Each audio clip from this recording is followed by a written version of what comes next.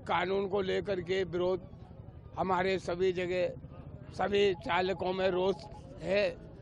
और अगर सरकार ने ये कानून को वापस नहीं लिया तो ये सारे ड्राइवर रोडों पर आ जाएंगे, क्योंकि ये अध्यादेश जारी करते वक्त सरकार ने इनके हित की बात नहीं सोची।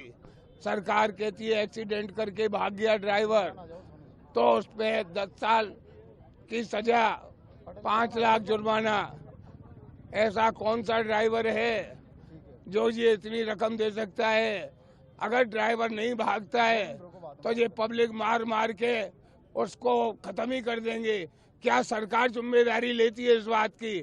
अगर सरकार जिम्मेदारी लेती है तो हमारा ड्राइवर एक्सीडेंट के टाइम वहीं खड़ा रहेगा, नहीं जाएगा, पर उसकी सुरक्षा की गारंटी लेवे सरकार।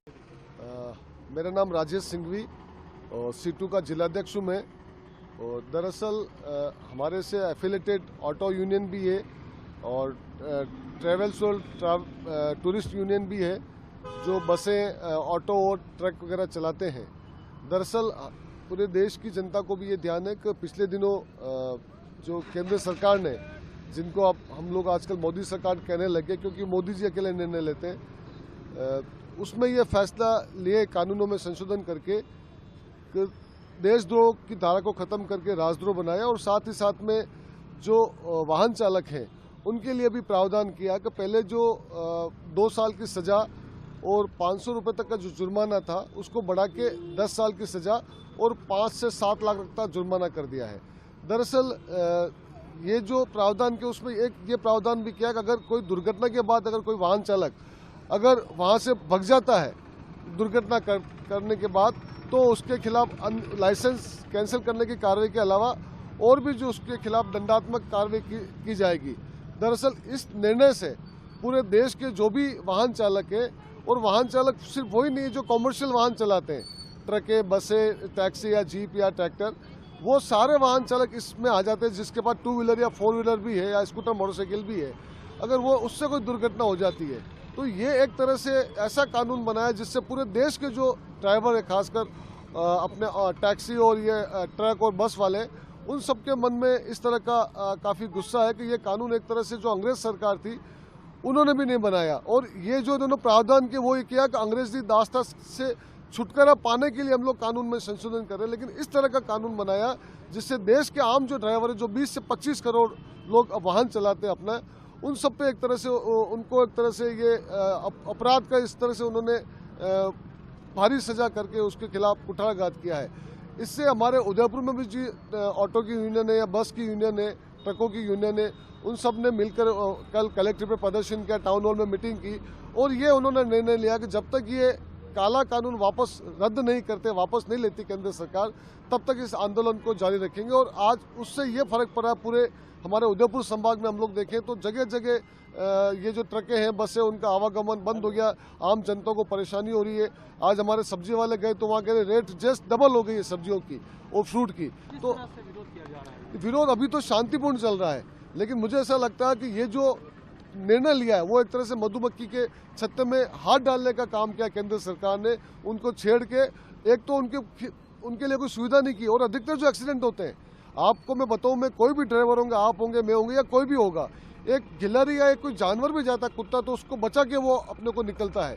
दुर्घटना होने के 90% से अधिक जो कारण है वो जो सड़कों का रख रखाव है या जो तकनीकी रूप से जो कमियां हैं उस कारण से रहता है।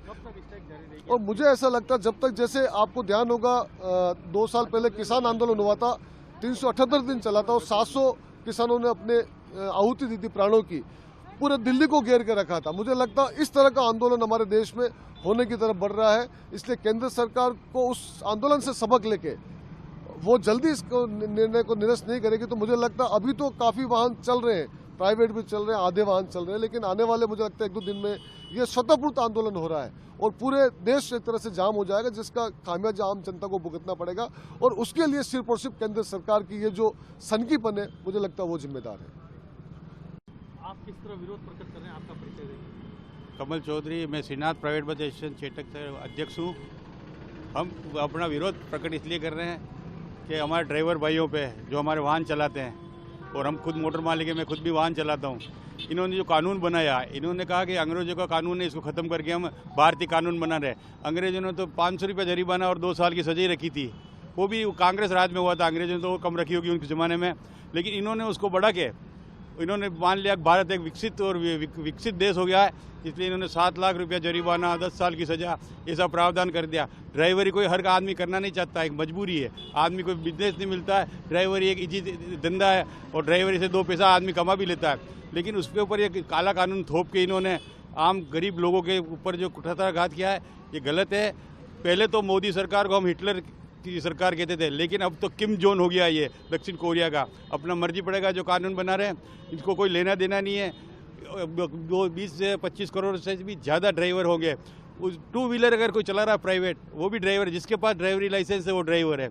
उनके ऊपर ये कानून लगाया 10 साल सज़ा, और वो 7 लाख रुपए कहाँ से ला? वो ज़िंदगी भर भी कमा ले, अपने घर बार बेचते तो ड्राइवर 7 लाख रुपए का जुर्माना नहीं भर सकता है। इसलिए हम इस कानून का विरोध करेंगे, जोर से करेंगे।